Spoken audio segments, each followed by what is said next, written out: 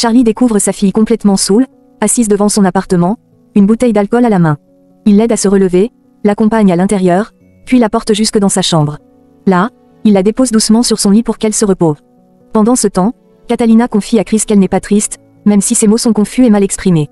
Elle admet qu'elle a du mal à écrire et finit par avouer qu'en réalité, elle est très triste. Elle tente de cacher sa peine, mais Chris lui assure qu'il comprend ce qu'elle traverse. Catalina lui parle de ses rêves brisés avec Juan Shaw, elle dit que pour elle, tout ce qu'elle avait imaginé dans sa vie n'existe plus. Chris la corrige doucement. Ce n'est pas sa vie qui n'existe plus, mais seulement son mariage. Catalina doute qu'il puisse la comprendre à cause de son jeune âge. Il lui explique alors qu'il connaît aussi la souffrance, qu'il a traversé des moments très durs. Chris insiste, mettre fin à une relation, c'est quelque chose de très lourd, mais la vie ne s'arrête pas là. Il lui demande de le croire, que la vie continue son cours. Et si une personne n'est pas faite pour soi, il faut l'accepter et s'en détacher. Catalina admet qu'elle aimerait penser comme lui. Chris l'encourage à s'éloigner de cette personne qui ne la mérite pas. Catalina affirme avec conviction que ce n'est pas elle qui ne mérite pas Juan Shaw, mais bien lui qui ne la mérite pas. Chris lui répond qu'elle ne le voit peut-être pas encore maintenant, mais qu'elle le comprendra plus tard. Catalina murmure qu'elle n'avait jamais voulu en arriver là, parce qu'elle a vraiment aimé Juan Shaw. Eric, de son côté, discute avec sa mère Ligia. Il ne comprend pas pourquoi Irma ne lui a pas dit la vérité. Ligia lui répond qu'Irma devait avoir honte de lui révéler qu'elle vivait avec un père aussi terrible. Elle ajoute que tout le monde cache des choses. Eric lui demande alors de se taire, insinuant qu'elle aussi a des secrets. Ligia admet qu'elle y pensait justement et reconnaît que chacun a ses petites choses qu'il préfère cacher, sans que ce soit forcément mal. Eric la questionne ensuite sur la raison pour laquelle elle croit tout ce que Charlie dit au sujet de Rema et Tammy. Ligia lui répond que c'est son fils, et qu'elle le croit naturellement. Elle lui rappelle que Charlie est aussi son frère et qu'il devrait le soutenir. Selon elle, Eric refuse de voir certaines vérités, mais il est temps qu'il ouvre les yeux. Elle change de sujet et lui demande où se trouve Vanessa. Eric répond qu'elle est avec Pete, mais Ligia lui apprend que Vanessa lui a dit qu'elle allait chez Charlie ce soir. Elle pensait qu'Eric était au courant. Peu après, Pete appelle Eric pour lui annoncer que la police vient d'arrêter Tammy. À la prison, Tammy est conduite en cellule. Un inspecteur lui conseille vivement de dire enfin toute la vérité dans sa déclaration. Tammy supplie, affirme qu'elle est innocente et dit la vérité. Elle demande qu'on épargne la famille qui l'a hébergée, expliquant qu'ils ignoraient qu'elle était une fugitive. Elle supplie qu'on les laisse en dehors de tout cela, affirmant que ces gens sont bons et n'ont rien fait de mal.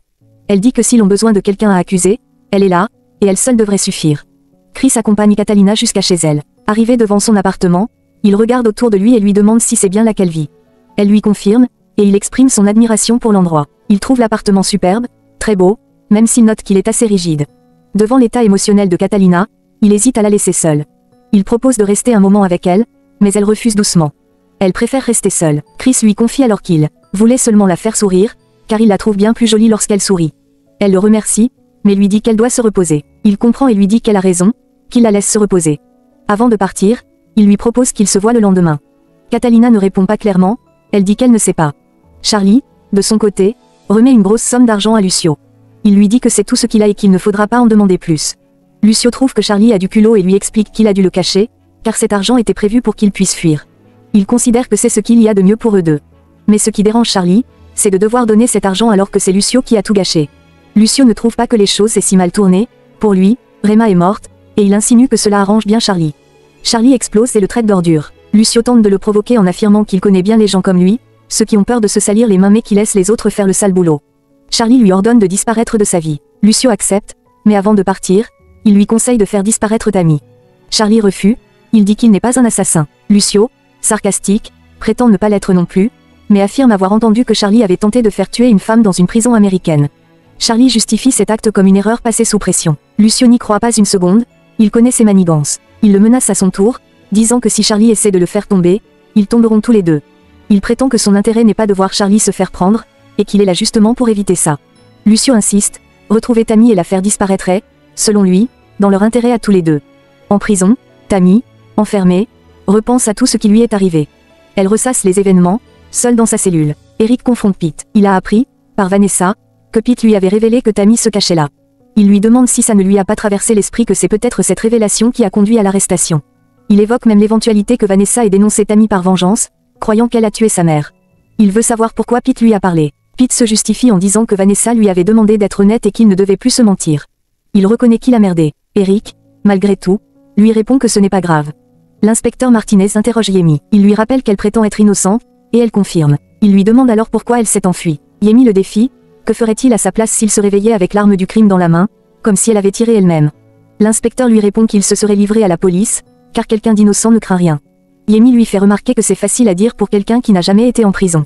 L'inspecteur s'étonne que son nom n'apparaisse dans aucun registre de détention. Yemi lui explique qu'il y a bien des choses qu'il ignore sur elle, et qu'il ne peut pas comprendre ce qu'elle ressent. L'inspecteur, calmement, lui dit qu'il veut l'écouter pour la comprendre, mais il la prévient qu'elle n'a pas beaucoup de temps, l'affaire fait la une des journaux, la pression médiatique est forte, et le parquet veut aller vite. Pendant ce temps, Catalina pleure seule. Juancho, de son côté, effectue des recherches pour savoir comment aider à libérer Yemi. Catalina appelle sa mère, bouleversée, pour lui dire qu'elle a besoin d'elle, car elle vient de se séparer de Juancho. Elle appelle ensuite pour demander qu'on lui envoie un test de grossesse. Charlie parle à sa fille. Il lui dit qu'il sait à quel point elle est triste et combien leur mère lui manque, à lui aussi. Il la supplie de ne plus jamais refaire ça, car cela ne résoudra rien. Elle lui répond qu'elle l'a fait pour ne plus penser. Il lui propose qu'à l'avenir, elle l'appelle, qu'ils se voient, qu'ils parlent. Et si lui n'est pas là, ce qu'il promet n'arrivera jamais, elle pourra appeler sa grand-mère ou son oncle Eric. Il la sent agitée et lui demande ce qui ne va pas. Elle finit par lui avouer qu'elle a dit à la police où se trouvait Tammy. Charlie, stupéfait, lui demande comment elle le savait. Elle lui explique qu'elle a appris que Pete et Eric avaient caché Tammy. Charlie comprend alors avec colère qu'Eric savait où elle était depuis tout ce temps, alors qu'ils l'avaient tous cherchée désespérément. Sa fille le supplie de ne pas s'énerver. Peu après, la presse commence à relayer l'information. Ligia appelle Eric d'un ton joyeux, l'invitant à venir rapidement. Elle lui annonce qu'ils ont enfin arrêté Tammy, persuadée qu'elle est bien la meurtrière d'Emma.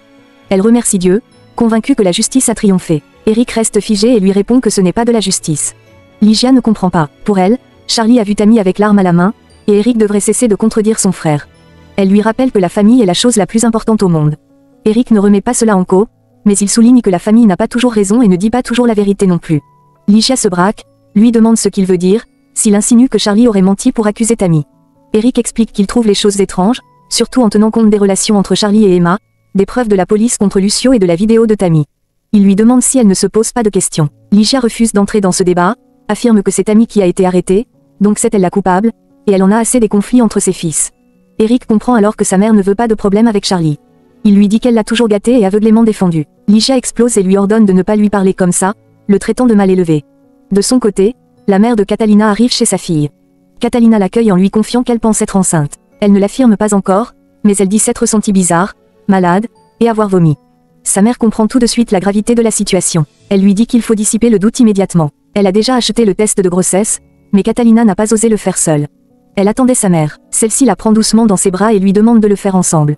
Eric, de son côté, se rend chez Vanessa pour l'interroger. Il lui demande si c'est elle qui a dénoncé Tammy. Il tente de lui faire comprendre qu'il compatit à sa douleur après la mort de sa mère. Mais Charlie arrive à ce moment-là. Il interrompt Eric, l'accusant d'être venu faire des révélations. Il lui dit que Vanessa lui a tout raconté, ses petites cachotteries, et lui ordonne de quitter les lieux immédiatement. Charlie est furieux. Il le traite de faux frère, d'ordure, et lui crie qu'il est la pire chose arrivée à leur famille. Eric, choqué, demande à son père de se calmer. Il lui dit que Vanessa était ivre ce soir-là, et que ce n'est pas juste d'accuser Tammy sans preuve. Charlie ne veut rien entendre. Il le traite à nouveau de parasite, prétendant qu'il ne l'a jamais considéré comme son frère, qu'il était une erreur. Eric, profondément blessé, lui demande de respecter leur mère. Mais Charlie refuse de reculer. Il le menace physiquement et lui répète de quitter la maison et de ne plus jamais approcher Vanessa. Eric tente une dernière fois de le raisonner. Il lui rappelle que ce soir-là, il y avait un autre homme, et qu'il faut réfléchir avant de tirer des conclusions. Il lui demande de ne pas se laisser manipuler. Charlie refuse tout dialogue. Pour lui, Eric ne comprend rien. Il lui répète qu'il a vu Tammy avec l'arme à la main. Il le chasse une dernière fois de la maison.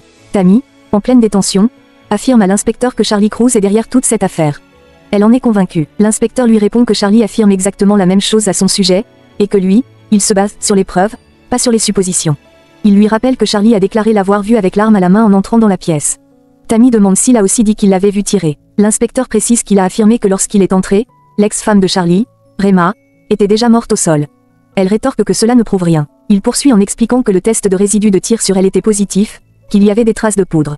Tammy insiste, elle n'a rien fait, elle le jure. Elle évoque l'hypothèse que ce soit Lucio, qui l'aurait frappée et alors qu'elle était inconsciente, aurait pu tirer sur Rema. Elle avoue ne plus savoir quoi penser. L'inspecteur souligne qu'elle a fui, ce qui nuit à sa défense. Elle reconnaît son erreur, mais explique qu'elle était paniquée, perdue, et n'avait aucune preuve pour se défendre. Charlie avait déjà raconté sa version, et elle n'avait rien à présenter. L'inspecteur admet que certaines de ses paroles trouvent un écho dans leur enquête. Ils ont pu confirmer que Lucio se trouvait bien dans le bureau lors du meurtre de Rema Granados. Tammy saute sur l'occasion pour demander s'il ne s'est pas posé la question de ce que Charlie aurait eu à gagner dans la mort de son ex-femme. L'inspecteur reconnaît que Rema avait obtenu un accord très avantageux dans leur procédure de divorce. Tammy ajoute que Charlie n'aurait jamais accepté de céder 70% de ce qu'il avait à sa femme. Elle affirme ensuite que Rema avait découvert que Charlie blanchissait de l'argent à l'Excelsior et qu'elle avait même enregistré ses aveux. L'inspecteur demande où est cet enregistrement. Tammy répond qu'il était sur le portable de Rema, mais qu'il n'a pas été retrouvé. Il en déduit qu'elle accuse Charlie et Lucio d'avoir comploté ensemble pour tuer Rema. Tammy confirme. Elle reconnaît ne pas avoir de preuves, mais suggère qu'une enquête approfondie au sein des studios Exception révélerait tout. Le blanchiment d'argent aurait été couvert, mais tous les documents étaient signés par Rema, ce qui a causé de fortes tensions. Elle dit avoir été la confidente de Rema, son amie, et affirme qu'elle voulait la soutenir, pas lui faire du mal. L'inspecteur l'interroge alors sur l'idée que Charlie a lancée, que Tammy était jalouse et aveuglée par la passion. Elle réagit avec colère, expliquant que Charlie invente toujours des excuses, trouve toujours des pions pour exécuter ses sales besognes. Lorsqu'il lui demande s'il y aurait quelqu'un au studio pouvant confirmer les accusations de blanchiment, elle répond que le comptable engagé récemment par Rema était au courant.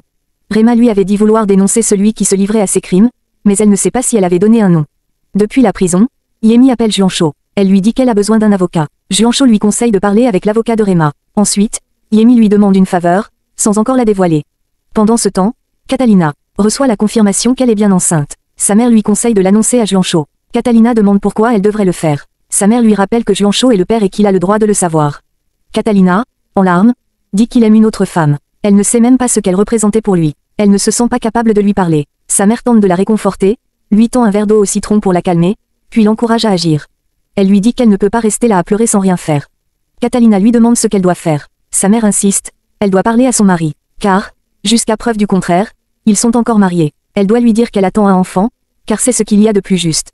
Catalina réplique que la chose juste aurait été de célébrer cette grossesse avec l'homme qu'elle aime, pas de pleurer son départ.